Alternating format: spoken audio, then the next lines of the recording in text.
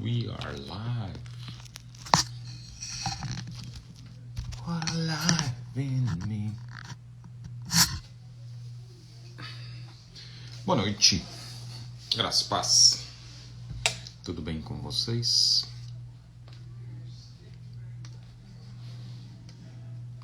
Tentando acertar a luz. Tentando acertar a minha posição.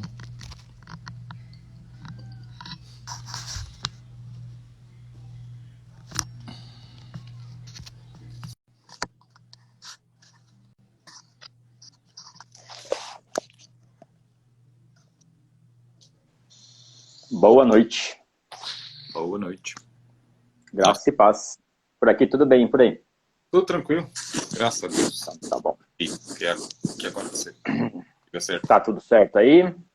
Tudo bem, graças a Deus. Bonitinho? Tá bom. Tá bonito a funda aí, hein? Deixa eu alinhar. Bem Isso profissional. Não, isso é mal de gente que Não, estudou muito. Tá fora. Tá um pouquinho para sua esquerda. Levanta um pouco a sua esquerda. Ah, tá bom. É que eu tô alinhando ele com o frame do celular, então ele tá... Misericórdia, Murilo. Se liberta disso um pouquinho. É porque eu não sei se o celular está errado ou se a parede está errada, entendeu? Pode ser um dos dois. Então, Pode. usa uma referência e alinha os dois errados. Aliás, para saber se alguma coisa tá torta ou não, toda a questão é de referência, né? Exatamente. Se a gente falar de adoração... Havia um homenzinho torto, né, Márcio? Havia um homenzinho torto. Exatamente. E o homenzinho torto era torto em relação a quê, né? Em relação a quem, no caso, né? A quem? Exatamente. E aí, como é que foi a semana? Quando o homenzinho encontrou Jesus... Pois é, encontrou a referência, encontrou a régua, né? A referência, a régua, Jesus endireitou. Exatamente. Isso aí eu já contei do cara que estava questionando o calendário de Deus, não? Não. Não? O cara postou num grupo lá que eu pertenço, porque se Deus é tão perfeito, por que ele não fez um ano dividido de tal forma que os anos fossem todos iguais, tivessem todos a mesma quantidade de dias? Aí você fala, meu Deus do céu. Igual o Sheldon responde. O que é a vida sem um luz? Pois é. Exatamente essa resposta, cara. Bom, aí a resposta óbvia, né? O que veio antes? O calendário ou o movimento, o sistema solar, etc. e tal. O cara é maluco, né? O cara quer arrumar as coisas de acordo com a própria régua, né? Sim. Doido. Enfim.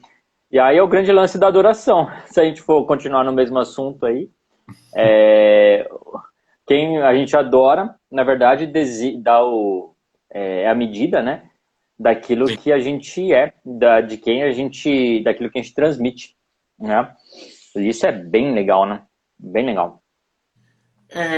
A Bíblia já fala isso, né? Que até mesmo para adorar nós precisamos nós precisamos da força do motivo a ser adorado, né? Tipo, cara, sem Deus a gente não é capaz nem de adorá-lo. Então...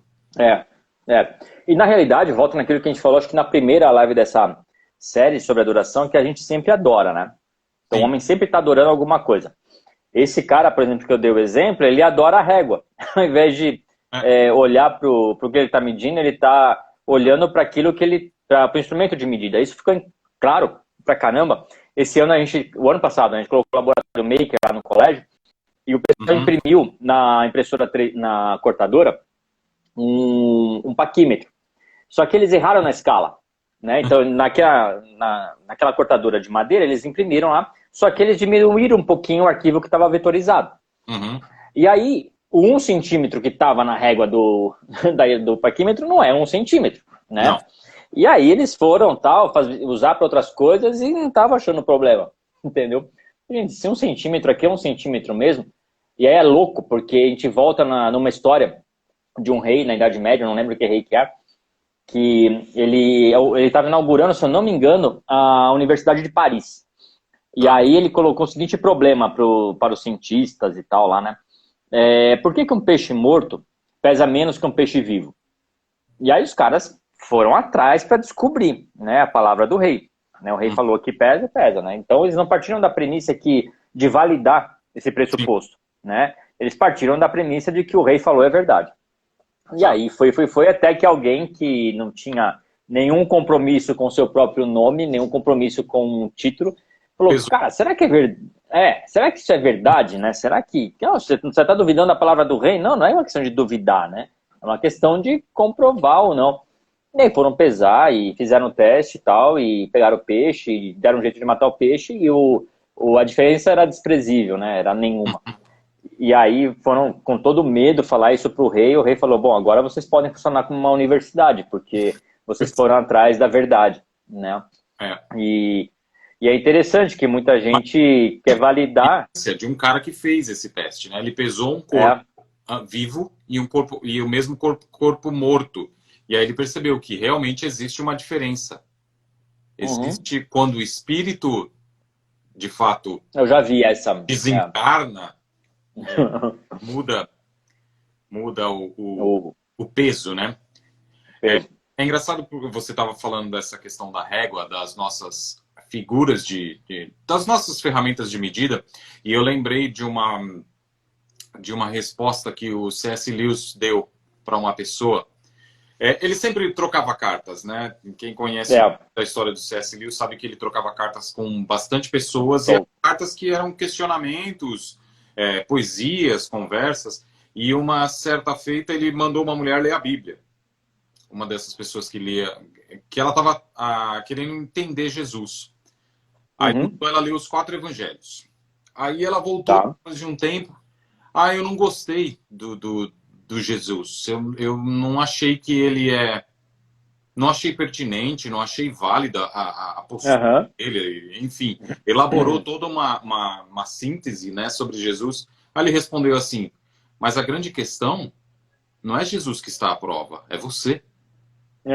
Tipo, a Bíblia não é não está passível, né, de ser avaliada, né?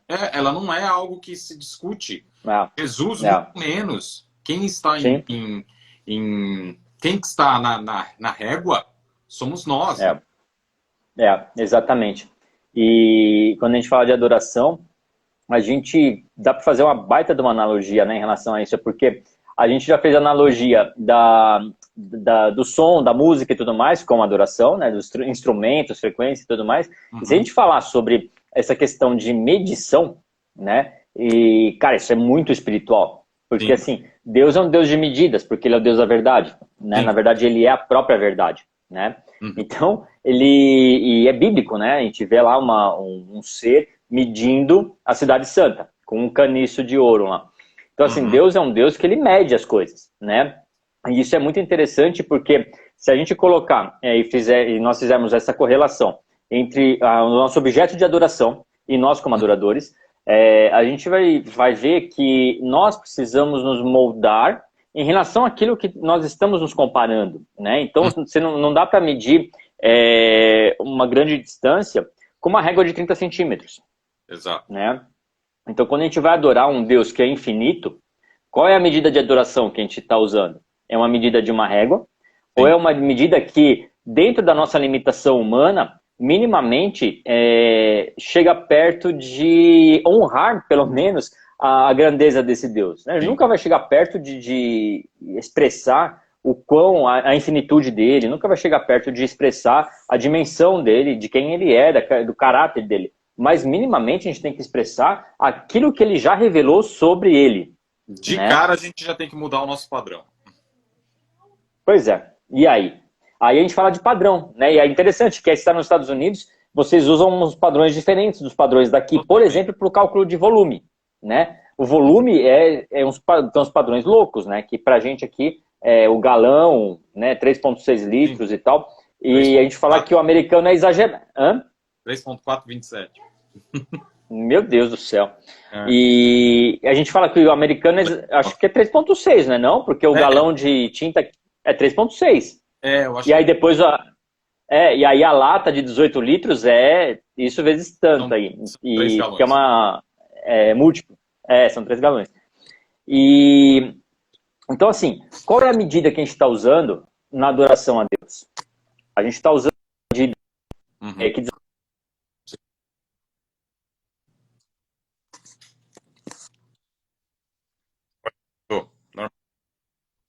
Não, acho que foi você. Deu um frame. Foi? Sim, beleza. Acho que é o Márcio que está Cadê travando. você? Quando a gente fala... Não, eu tô aqui, tô online.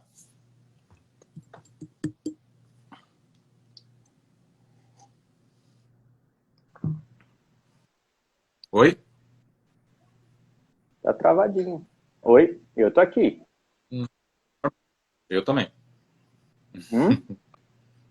É sua rede aí, não? Normal, tô aqui. Oi? Não, a minha tá full. A minha tá E, cheia. e aí? Normal? Tô on. Uhum. O Márcio tá dando uns frames aqui. Vou continuar falando. É muito legal quando a gente fala dessa questão de medidas, né? Porque realmente o padrão americano, ele não chega nem ao padrão universal, né?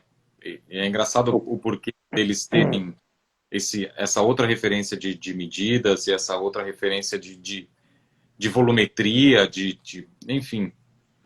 E quando a gente fala de cálculos de engenharia, a gente acaba entrando nesse tipo de medida, né?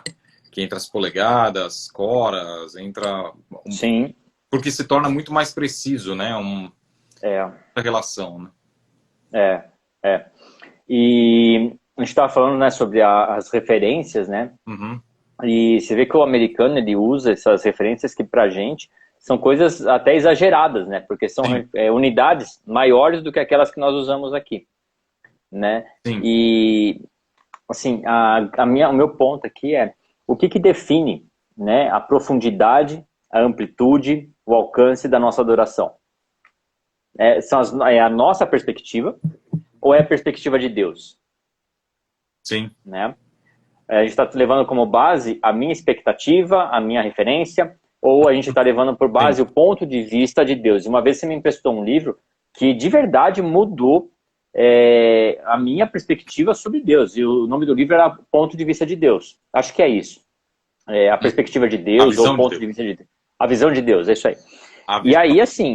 Tom Penning. Tom Penning, é isso mesmo. Cara, esse livro todo cristão deveria ler esse livro. De verdade. É assustador. De verdade. É assustador. É assustador.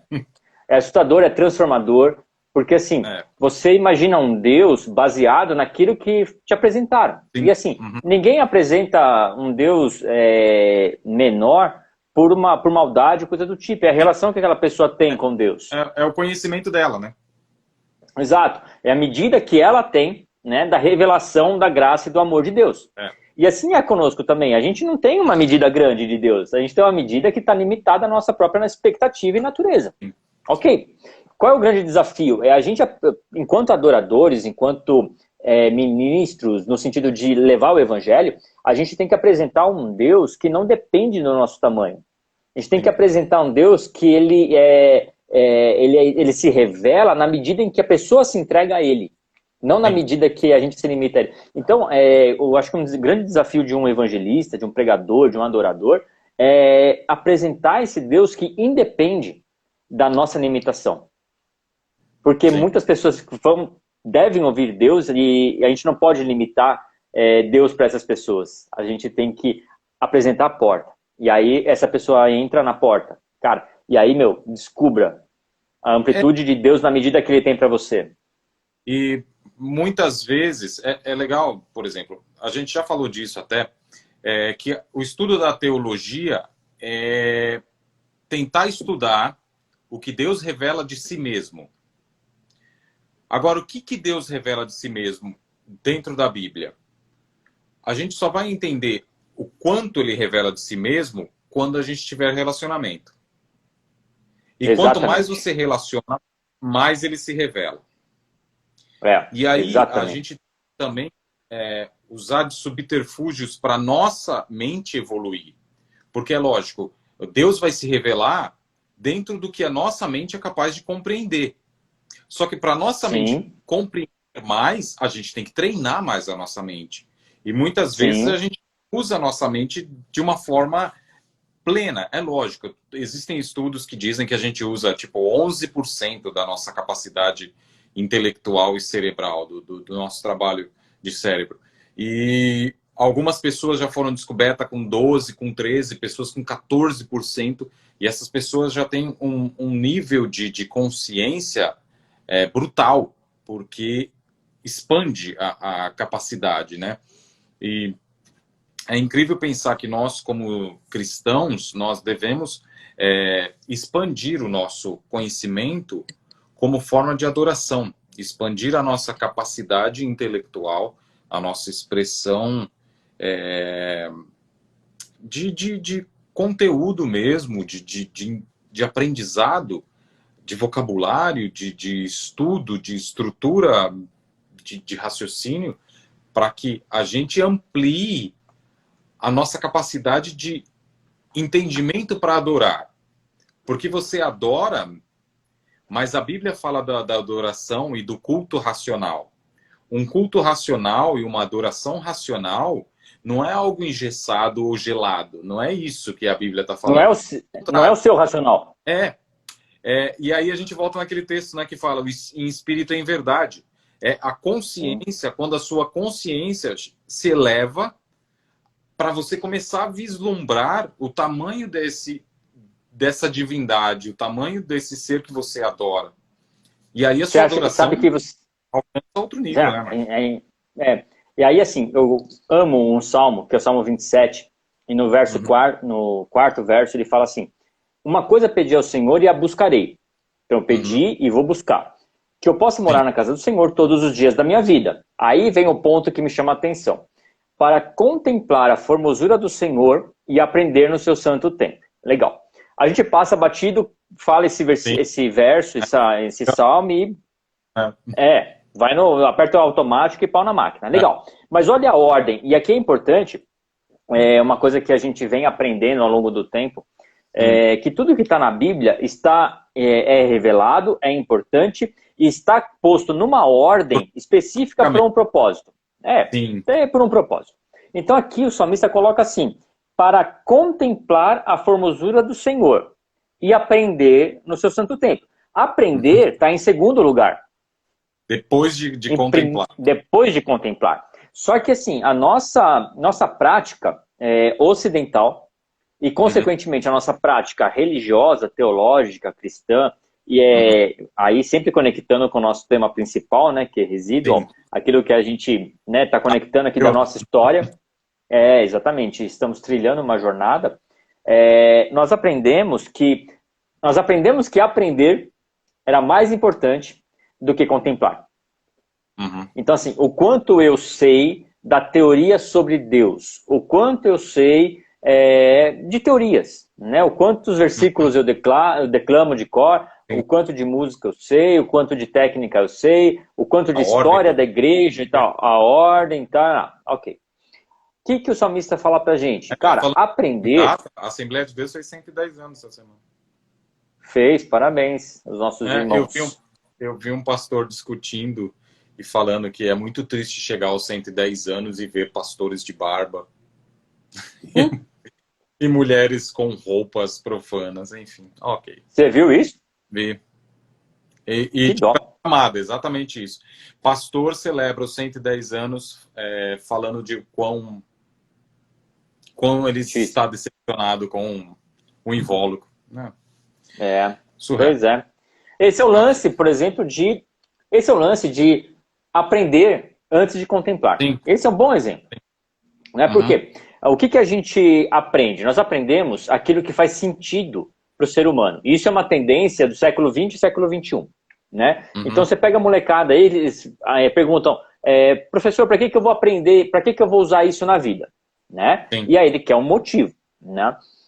E o salmista deixa claro que primeiro é contemplar a formosura do Senhor. Por quê? Quando eu contemplo primeiro o Senhor, primeiro eu conheço o Senhor. Depois eu vou aprender sobre Ele. E esse vou te fazer uma analogia bem simplória aqui, né? Você pode comer um bolo de laranja e se apaixonar por ele. Tá? E aí você vai descobrir como é que faz um bolo de laranja porque você gostou muito do bolo de laranja. Sim. Ou você pode pegar e ler a receita do bolo de laranja e achar que você sabe tudo de bolo de laranja Sim. e viver a vida assim. Tem muita gente que lê a Bíblia e acha que sabe tudo de Deus. E eu não estou dizendo... Experimenta, né, Márcio? Hã? E não experimenta. E não experimenta. Você entendeu? E eu não estou dizendo que tenha uma nova revelação.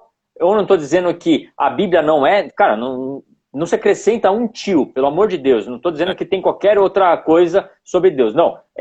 Toda a revelação que está dada para o ser humano está na Bíblia. Agora, tem algumas coisas que nós não entendemos ainda, porque a gente está preso na dimensão de aprender de Deus e não de experimentar de Deus. Deus diz isso. Provai e vede que eu sou bom. Então, cara, Deus não fala, ó, sente e aprende de mim. Não, Deus fala, prova. Prova. Para de ler a bula, a receita e tal, e prova de mim. Prova de mim. Prova da minha essência, né? Então, a gente aprendeu de uma forma ao contrário, né? Então, a gente aprendeu sobre aprender, enquanto a gente deveria, e aí é bem oriental isso, né? Contemplar, né? O lance da contemplação, nós perdemos isso, né? Ou nem tivemos isso dentro da nossa cultura ocidental, ou talvez nem tivemos na nossa cultura ocidental essa questão da contemplação. Isso é muito antiproducente na nossa visão, né? Sim. Se a gente fica contemplando, e o que você está fazendo? Ah, é fiscal da natureza. Não, cara, eu estou contemplando. Estou contemplando. É meio Caio Fábio isso, mas não é para escandalizar ninguém, não. Porque assim, cara, olha para a natureza. Jesus deu exemplos disso. Usou as andorinhas, usou as... É incrível pensar Aí a gente traz a questão musical de novo, né? Muitas vezes você consegue tocar uma partitura. Você consegue ouvir uma música e fazer toda aquela sequência de acordes. Mas aquilo não sobe. Não transcende. Não transcende.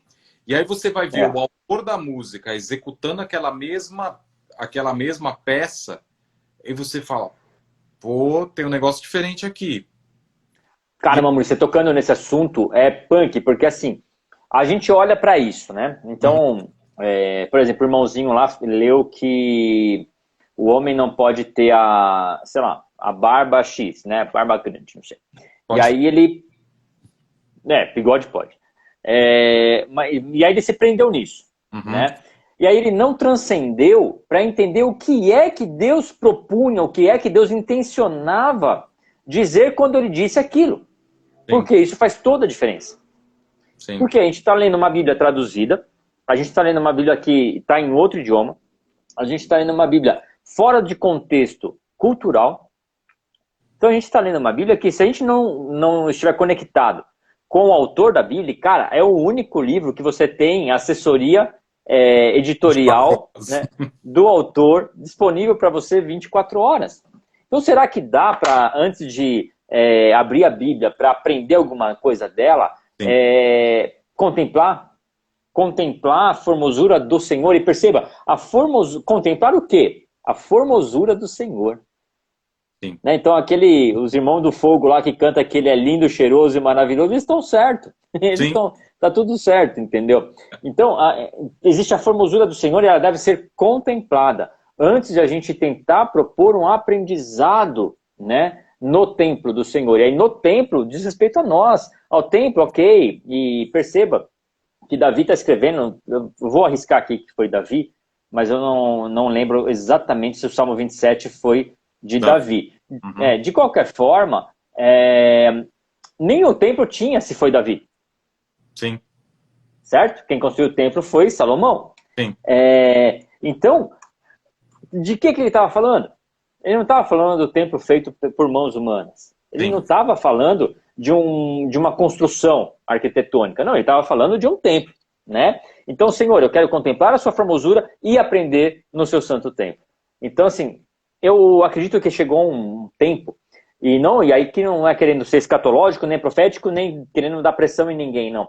Mas, assim, chegou um tempo da verdade, sabe, Murilo? Tá muito chato e muito evidente quando a coisa é fake, né? Usando aí a terminologia da molecada. Cara, essa molecada, os nossos filhos, quando eles batem o olho num vídeo no Instagram, quando eles batem o olho num vídeo no YouTube, eles falam, ah, não, isso é fake. E, Uhum. meu, eles acertam. Por quê? Porque tá É. clarificado isso diante O deles. olho deles já tem isso, né? Já vem com esse upgrade aí É, é. né, de identificar o que é falso. Já vem com o plugin instalado. E isso é importantíssimo, porque assim, e é uma coisa que a gente pede, né, a Deus há tanto tempo. Sim. Senhor, nos dê discernimento de espírito. Uhum. E isso nada mais é do que discernimento de espíritos. Total. Entendeu? Entender o que é aquele espírito que está atuando ali, o que é o que está por trás daquela expressão, né, daquela expressão artística, o que quer que seja. O que está por trás daquela pregação, o que está por trás daquela pessoa, enfim, o que está por trás. Sim. Entendeu? E o Senhor, ele se coloca e se dá para ser observado e ser experimentado. É interessante que eu estava preparando um material para fazer um resumo de teologia. Então, assim, um pastor amigo meu me pediu, falou, Márcio, olha, o pessoal da igreja não quer fazer teologia, mas eles têm curiosidade para saber o que é pneumatologia, taraná, esses nomes aí. Tá. E dentro de um contexto teológico que não é tradicional, não é assembleiano, não é batista, né? É o pessoal que... assim, o pessoal... E se assim, você for falar igreja batista e assembleiana, elas não são igrejas tradicionais, tá? Não são históricas. a Batista... Okay. a Batista... não, a Batista pelo menos até mas assim... Um pouco, né? Mais. né? Mas... E hoje você pega uma igreja, uma Assembleia de Deus, ela é tida, se você fizer um censo, pelo menos aqui no Brasil é assim, ela é uma igreja pentecostal histórica. Uhum. Então hoje eles criaram essa terminologia, né? Então a Assembleia de Deus é uma igreja pentecostal histórica. Uhum. Aí você vai para as outras pentecostais de segunda geração, que é Cenáculo de Jesus, Deus é Amor, Quadrangular, que é a galera dos anos 50, 60. Uhum. Né? Aí depois vem as neopentecostais, anos 80, que é Renascer, Universal, R.A. Soares, etc. e tal. Bom, e aí depois veio o movimento apostólico, beleza. Então assim, se você pegar nessa galera, muita gente que fala, ah, quanto tempo você está na igreja? Ah, muito tempo. Quanto tempo? Fala aí, 10 anos. Aí a gente fala, mano, a gente está muito velho, por isso que a gente é residual, né? A gente a gente já está velho. Mas é legal, porque aí eu de fato, Murilo, de fato de verdade, consegui fazer a proposta do que nós estamos fazendo aqui, que é conectar algo do passado. Sim. E dar um entendimento e uma proposta de como usar isso em novos tempos. Uhum. Então, assim, por exemplo, eu estava preparando lá sobre soteriologia, né? E aí, então, pois é. E aí você fala com a galera da escola dominical, sim, né? Tudo bem, é um termo que está lá na revista da escola dominical e está tudo certo, todo mundo manda ver, né? E aí eu penso, cara, como é que eu vou ensinar isso para alguém que nunca pensou? Sim. É o mesmo lance de ensinar os nossos filhos, entendeu? Como é que você vai ensinar sobre o bip, né, o pager, para um moleque que, meu, a gente está conversando aqui. Exatamente, entendeu? Aquilo não faz sentido para ele, né? E aí, assim, foi incrível, foi bem legal, que aí você começa pelo nome, né? E as técnicas são parecidas. Sim. Né? Então, a logia, que é o logos, o conhecimento, Soter. Cara, como é que nasce o cara como é que chama o cara que nasce em Salvador? Né? Então, chama soteropolitano. Por quê? Soteropolitano, por quê? Porque vem de Salvador. Então, é o conhecimento sobre salvação. Então, assim, e aí você vai, entendeu? E aí vamos embora. Então, assim, eu consegui, preparando, eu nem dei essa aula ainda, só preparando isso, eu comecei a ver, falei, puxa vida, olha só, esse pessoal agora não tem mais paciência para sentar 4 anos num curso de teologia. Sim. Entendeu? E aí, de fato, cara, primeiro, Deus, você não pode colocar ele numa mesa para estudar Deus. Sim. Entendeu? Para dissecar Deus, olha, Deus funciona assim. Deus funciona de bigode, não de barba. Né? E vamos discutir o tamanho da barba de Deus. Né? Não rola assim. Não é essa parada. É o que está por trás, o que vamos contemplar a formosura de Deus. Né? Então, isso fala muito de adoração, porque a adoração conecta o adorador à essência do ser que é adorado. É engraçado que quando a gente fala de formosura, ainda assim a gente usa a nossa régua, né? Putz, Que é a é isso aí. formosura de Deus? O que é beleza? O que é O beleza? que é a beleza de Deus? Quando na Bíblia, algumas pessoas que se referem a Deus, eles falam de quão terrível, de quão temível de quanto pavor, literalmente medo elas sentem quando elas se referem Da presença, ao né? entendimento de Deus, da presença Uau. de Deus. Exato. Aí a gente começa a pensar, cara, realmente a nossa figura de beleza é totalmente diferente, né? Esses dias eu tava vendo esses vídeos tipo meme do Cláudio Duarte, que ele tava falando que o irmão chegou nele assim e falou: pastor, vou fazer uma tatuagem agora. É mesmo, meu filho? Por quê? Porque na Bíblia tá escrito que Jesus fez uma tatuagem na coxa. E eu já usei essa também, né? Tipo, aí ele falou: então tá bom, mas eu quero ver você fazer o seguinte: você tem que ter o cabelo branco, uma espada saindo da tua boca.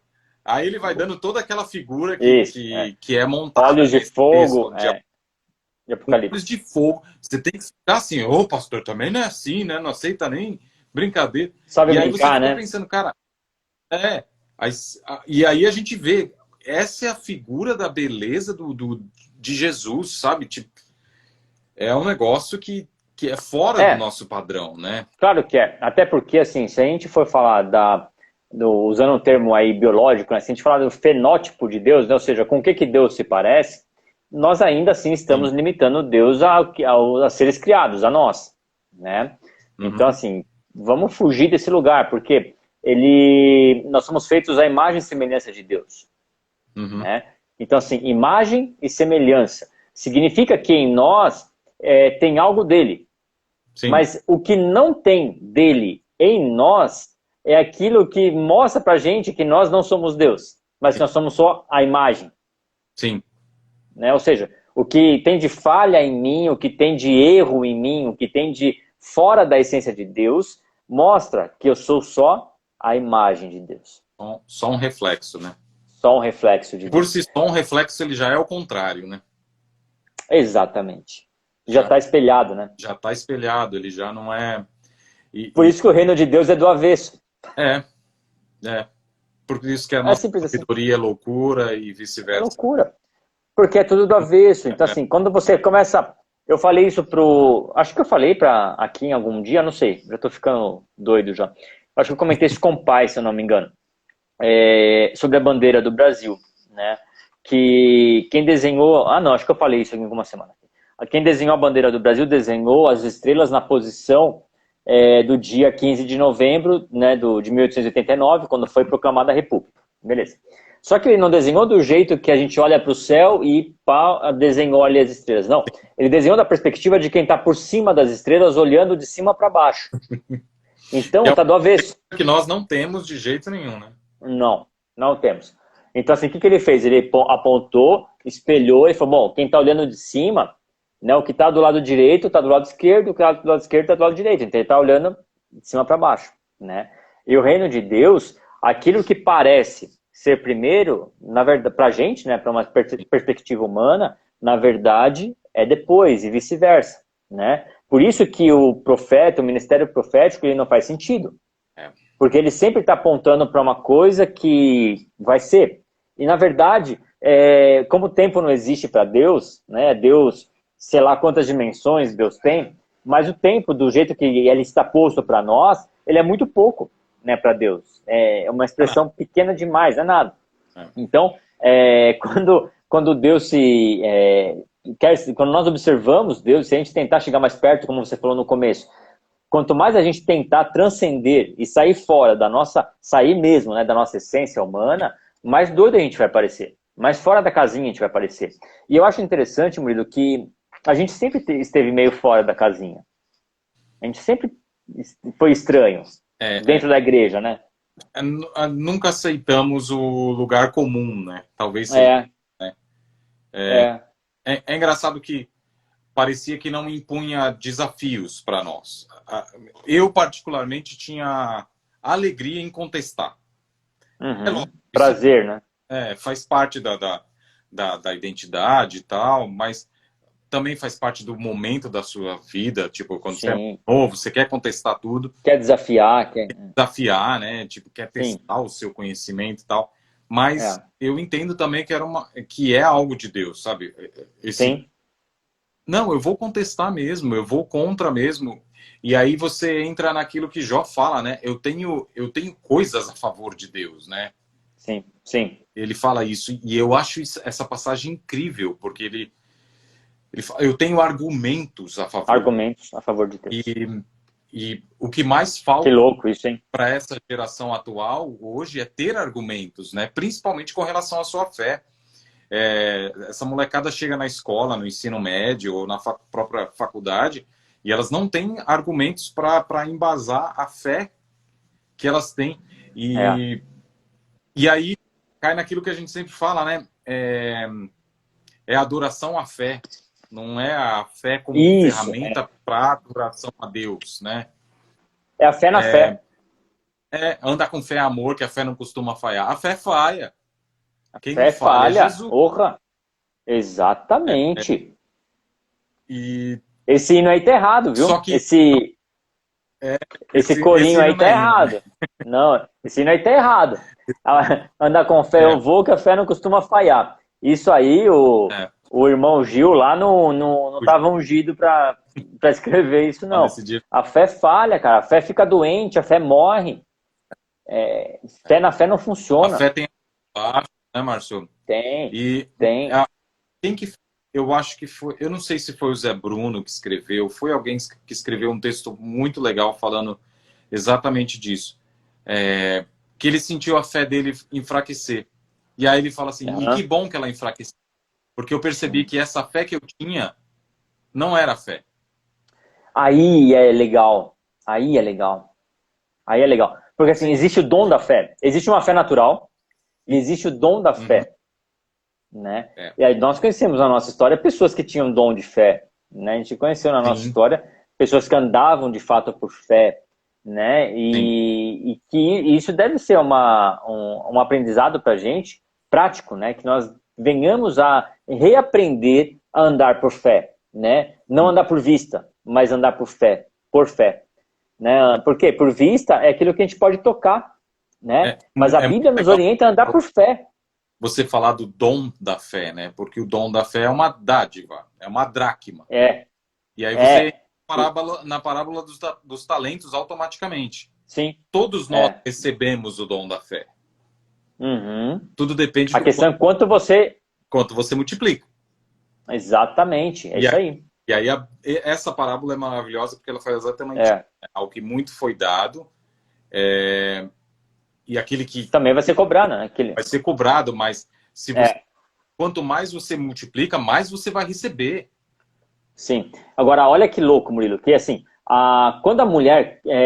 as pessoas pulam umas partes dessa parábola, sabe? Sim. Porque assim, cara, ela não achou a dracma do nada. Primeiro, ela acendeu o candeeiro dentro da casa dela. Por quê? Porque ela sabia onde ela tinha perdido. Então, assim, saber onde você perdeu o talento, o dom, aquilo que Deus te deu, já é o começo da história. Né? E aí, assim, acendeu o candeeiro. O que a gente pode falar de luz? Luz é a palavra de Deus, né? Lâmpada para os meus pés, luz para o meu caminho, é a tua palavra. Então, assim, acendeu, beleza. E aí, o que ela foi fazer? Ela foi organizar a casa dela. Ela não acendeu, pum, e olha, dracma ali, não. Ela acendeu e ela foi arrumar a casa dela, ela foi limpar a casa dela. Então, o processo de limpar, o processo de tirar de nós aquilo que nos distancia de Deus, nos distancia do padrão de Deus, vai fazer com que nós encontremos em nós as dádivas, os dons, os talentos que Ele nos deu. Não, e automaticamente faz você valorizar, né? A partir do momento que você teve que buscar de novo, que você teve que sofrer até, né? A angústia de não ter mais aquilo. Uau!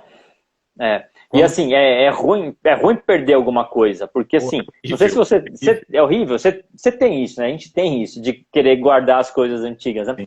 E assim, cara, se eu tenho, por exemplo, uma moeda antiga, né? Que eu gosto de guardar moeda e tal. Beleza, se eu tenho uma moeda antiga, aí eu perco aquela moeda. Aí eu vou lá e compro, vou no antiquário, compro outra. Não é aquela que eu perdi. Exatamente. Não é a mesma. Não é a mesma. E as coisas que nós temos tem cheiro, tem gosto, tem história. Tem marca, né? tem obra, tem cicatriz. Tem. Exatamente, exatamente. E Deus deu dons aos homens. Deus deu dons para pessoas que vão ouvir a gente aqui, hoje ou depois gravado.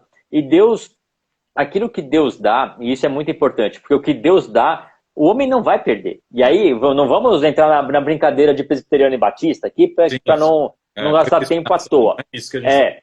Não, a questão é assim, Deus deu. Cara, se Deus deu, tá dado. Isso é um fato, né? Então Deus te deu. Agora, o grande lance é o que você está fazendo com o que Deus te deu. Sim. E aí, só um testemunho rápido, conectando histórias, conectando o nosso passado, né? Não sei se alguém da família vai assistir a gente algum dia, mas você não deve lembrar disso.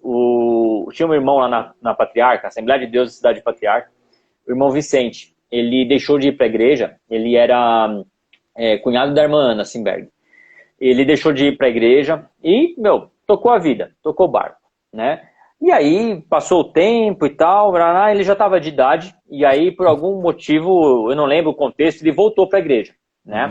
E esse irmão Vicente, ele tocava todos os instrumentos. Ele tocava violino, trombone, ele realmente, na época, ele tocava muita coisa, muitos instrumentos. Legal.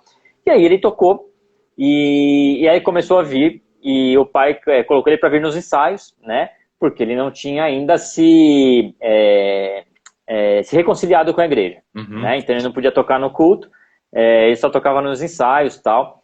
E aí ele foi ensaiando. Bom, ele veio no primeiro ensaio. Ele falou assim, vou tocar o trombone, que é o que eu mais tocava. Quando ele botou o trombone na boca, a dentadura dele não tinha mais firmeza para dar embocadura. Aí ele falou, não tem problema, tranquilo. Eu tenho meu violino, tá guardado em casa.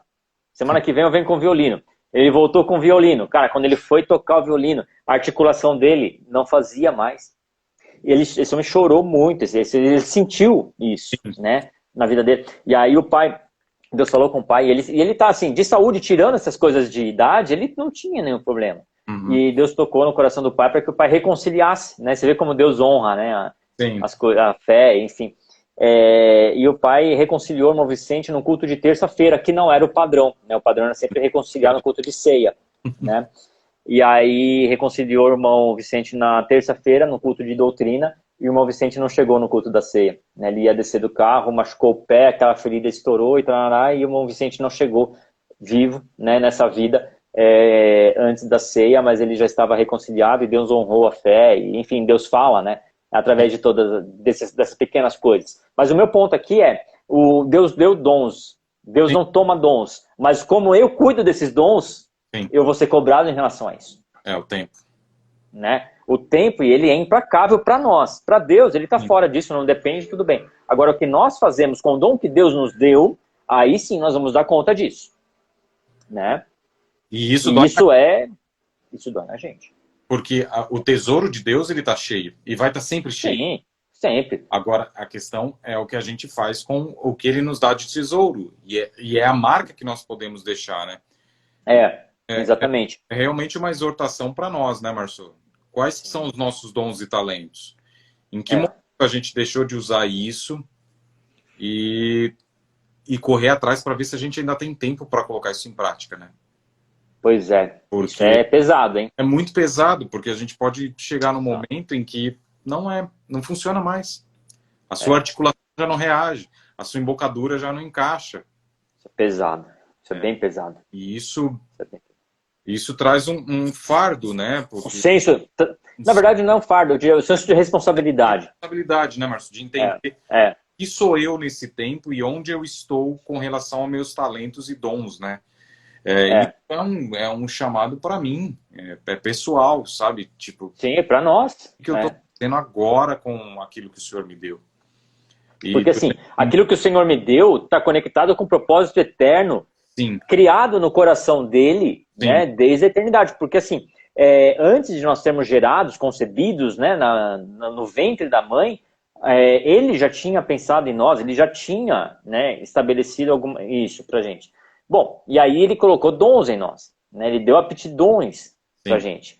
E cara, isso não é por diversão, isso não tá muito longe de ser pro nosso ego, mas o que ele nos deu é para que a gente cuide e coloque à disposição de quem deu. Então, quem deu os talentos, né, foi o Senhor. Quem vem cobrar os talentos? O mesmo Senhor que deu. É. A gente vai prestar conta para Ele. Né? E aí você fala, isso tem a ver com salvação? Não, isso não tem a ver com salvação. Salvação é por fé. Galardão, né, Márcio?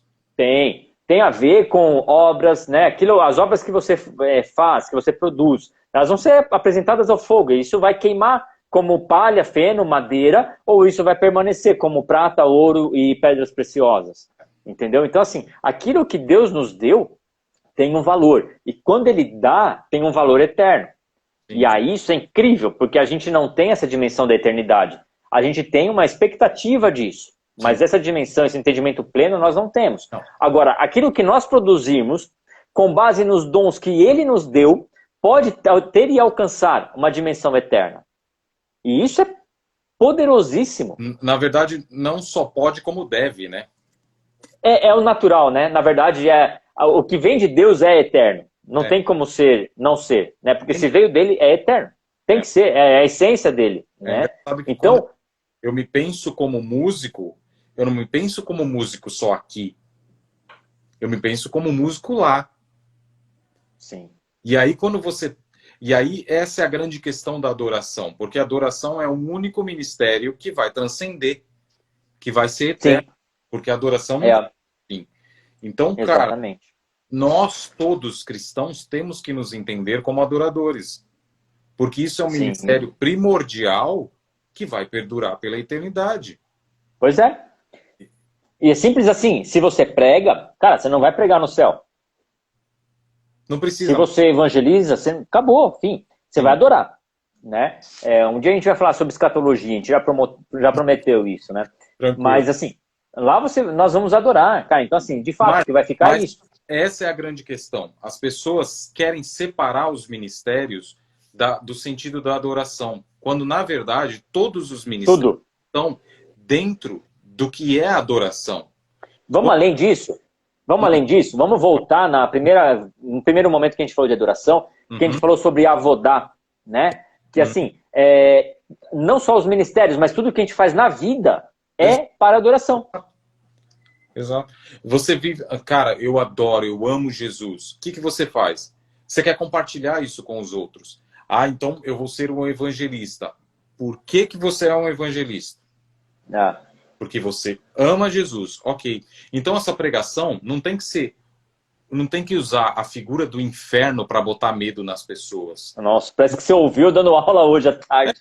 As pessoas não apresentam a Jesus, elas apresentam o diabo. E aí o medo do inferno. Cara, o que é pior do que passar a eternidade longe do seu... de adoração, da sua essência de adoração, sabe? É engraçado que esses dias eu estava pensando em algumas músicas para um próximo encontro que nós vamos ter. E me veio uma música que chama Essência da Adoração, que fala exatamente isso. Quando a música acaba, quando tudo desaparece, quando aquele ambiente não existe mais, e eu simplesmente me achego a Jesus. Isso, aí o refrão né? Eu estou voltando à essência da adoração. A essência da adoração. A essência é você. É você. A essência da adoração não é a adoração. A essência da adoração não é a música. A essência da adoração não é o ambiente. A essência não é o seu belt. Não é a qualidade do seu microfone. E, cara, eu tenho um exemplo muito claro do pastor Ademar num determinado culto, que ele começou o culto. E aí ele começou aquele momento e tal. De repente ele ajoelhou no chão, colocou o violão de lado e se prostrou. E aquilo trouxe um peso da glória de Deus, porque todo mundo começou a entender o que estava acontecendo.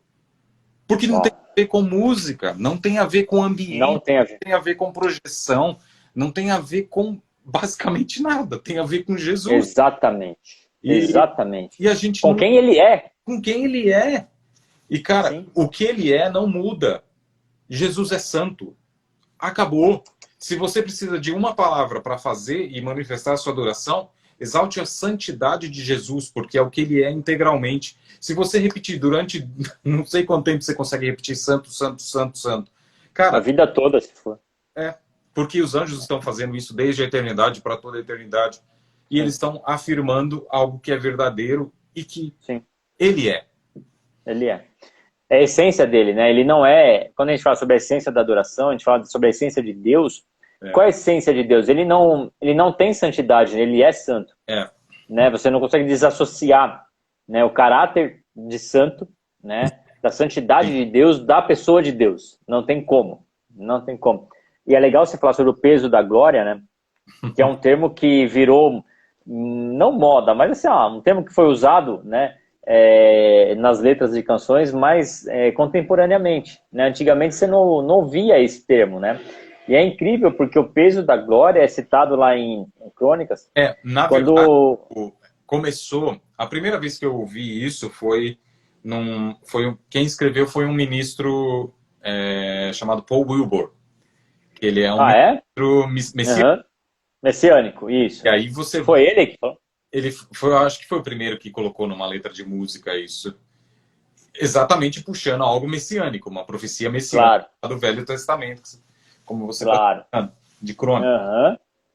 E o que vem do Velho Testamento é muito intenso, né, nesse sentido, né? Quando aponta para o Messias, porque é algo profético, né? Pode continuar. E aí acabaram banalizando. Mas é que assim, o peso da glória de Deus, na verdade, é uma característica da presença de Deus. Sim. Né? Então, assim, a presença de Deus, ela foi manifesta aqui, não com um sentimento de uma catarse, né, coletiva. Não. Cara, o peso foi sentido de fato. De fato. É pesado. Simplesmente. É pesado. É físico. É físico. Esse é o termo. É físico. Cara, nós precisamos entender que entrar na presença de Deus vai exigir um preparo físico da gente. Você pode falar, nossa, mas que viagem louca é essa? Cara, não. Eu lembro de acampamento, Márcio, da gente ir para acampamento de carnaval, de jovens, e a gente voltar arrebentado do acampamento. Pois é. Cansado fisicamente. O acampamento começava no sábado e terminava na terça-feira à tarde. Da gente passar a quarta-feira inteira de cinzas, dormindo. E não era porque a gente ficou brincando na piscina, porque a gente ficou jogando bola. Não, cara, porque os cultos demoravam 6 horas. E eram cultos que começavam e não tinha como acabar, porque a presença do Senhor era pesada. E isso... Pesada, real. Real, física, né? E causava... Olha que louco. Olha que louco. O texto, né, em 2 Coríntios 4, desculpa, fala lá em Crônicas, mas agora aqui, buscando aqui a questão do peso da glória, também fala, é citado em 2 Coríntios, na segunda carta aos Coríntios, e diz assim, pois tudo é por amor de vós, para que a graça, sendo multiplicada por muitos, faça abundar a ação de graças para a glória de Deus. Por isso não desmaiamos, mas ainda que em nós pereça o homem exterior, o homem interior renova-se de dia em dia. Pois a nossa leve aflição momentânea para nós produz cada vez mais abundantemente um eterno peso de glória. Né? Então as aflições que nós passamos, essas leves aflições, produzem em nós cada vez mais abundantemente um peso de glória. E aí, um dos meus versículos favoritos, enquanto não olhamos para as coisas que se veem, mas sim para as que se não veem, porque as coisas que se veem são temporais, mas as coisas que se não veem são eternas. A nossa adoração tem que ter, voltando no começo da nossa conversa aqui, tem que ter um dimensionamento, uma régua, uma apresentação. E é legal, eterna. O texto todo fala de tempo e do eterno. De tempo e do eterno. Começa leve e momentânea, né? É um momento, é um espaço. Mas que gera um peso de glória. Vai passar. Mas quanto tempo a gente está dedicando de adoração, né, Márcio? Porque é nesse momento em que nós estamos aqui, encarnados como seres humanos, qual que é o nosso tempo de adoração? E aí volta naquilo que a gente falou, né? A adoração é a vida toda, não é um momento culto, né? Não. É a vida toda e toda a vida, né? E aí é louco demais vai entrar num peso de glória, né?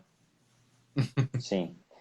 Cara, e assim, como é importante a gente entender de fato e conectar, né, aquilo, o passado ao presente e ao futuro, né? Que essa adoração, que esse sentimento de eternidade, né, de quem nós adoramos esteja presente de fato em nós, né? Nos nossos momentos de adoração, porque acaba tendo, né, os momentos especiais, apesar de a gente ter que adorar, ter não, né? Seria um grande... Para adorar, né? Ser livres para adorar, existem momentos de adoração que a gente acaba dedicando e adorando... Momento coletivo, e isso é maravilhoso. Coletivo. A igreja, a eclésia, né? A eclésia, E que nesses momentos a gente possa ter, entender e transmitir, Exato. pelo menos a imagem, né, do eterno. E é legal que o judeu chama, um dos nomes, né, que eles mais usam é o eterno, né? Sim. Por quê? Porque, cara, é uma coisa que está muito fora. Está além. Está muito além. Que a nossa adoração possa ter um resquício, uma imagem dessa eternidade, né? E, Márcio, isso é prática, né? Quanto mais a gente praticar isso, mais a gente vai ser capaz relacionamento a comunicar isso, né? Quando nós entendemos que o nosso Deus, que a nossa visão de Deus, né, como diz o livro, precisa ser amplificada, Sim. a capacidade de entendê-lo vai fazer com que nós tenhamos maior capacidade de mostrá-lo. Mostrar, a gente vai trazer a luz para as pessoas e as pessoas vão também sentir esse peso da glória, e isso e é legal, é o nosso chamado, e aí é uma questão de entrega mesmo, né? Não é o quanto nós temos de Deus, mas o quanto Deus tem de nós também, né? Porque Deus se derrama sobre quem desejar, a questão é quanto a gente está disposto a nos entregarmos, né, a Ele, né? Ele está derramado, acessível. Agora, quanto o nosso coração, a nossa mentalidade, a nossa vida está disponível, né, para que Ele nos use, para que Ele opere em nós, né, para que de fato a presença dele, a vida dele em nós flua acima de nós, né? Através de nós seja maior, transcenda a nossa própria existência. É isso. Encerra com aquele texto, né? Não é o texto, né, mas é a música que fala, né? Que o peso da sua glória flua em mim como um rio. Em mim. É exatamente isso. Exatamente isso. Amém. Que a glória do Senhor flua através de nós, né? Exatamente. E quando a gente se torna portador disso, a nossa vida muda, né? Muda porque as pessoas começam a ver a glória de Deus em nós, e aí tem que acontecer aquilo que aconteceu com Moisés. Sim. Né? Que o povo falou, Moisés, cobre seu rosto aí, meu, porque não tá rolando não. Não dá pra gente ficar olhando para você não. Essa é a dimensão da glória de Deus que está derramada e disponível pra gente. Sim. Agora, a gente não alcança isso porque a gente não sobe no monte, porque a gente delega, né? Como o próprio povo de Israel falou, Moisés, vai lá, conversa com Deus, porque a gente não vai subir não, cara. Sim. Vai no nosso lugar porque a gente não quer morrer, Aguenta. né? Mas não aguenta. Mas a proposta de Deus era que todo mundo subisse. Sim. A proposta de Deus era que todo o povo... Exatamente. E não tem mais nada para desse acesso. O que pode separar é o véu de dentro do templo, né? O nosso véu de dentro desse templo. Isso pode separar. E esse véu é o pecado, né? O que faz separação entre Deus e o homem? É o pecado, né? Então que a nossa vida seja, que a cobertura, né, da graça de Deus seja o nosso advogado, seja, né, aquilo que nos restitua a presença de Deus. Amém. Glória a Deus. Amém? Vai dar 1 hora aí, né? Vai dar, certinho. Então tá bom, beleza então. Valeu, filho. Obrigado aí para quem passou por aqui e até a próxima. Sexta-feira estamos aqui de novo. Oi? Abraço, valeu, tchau. Deus abençoe. Amém.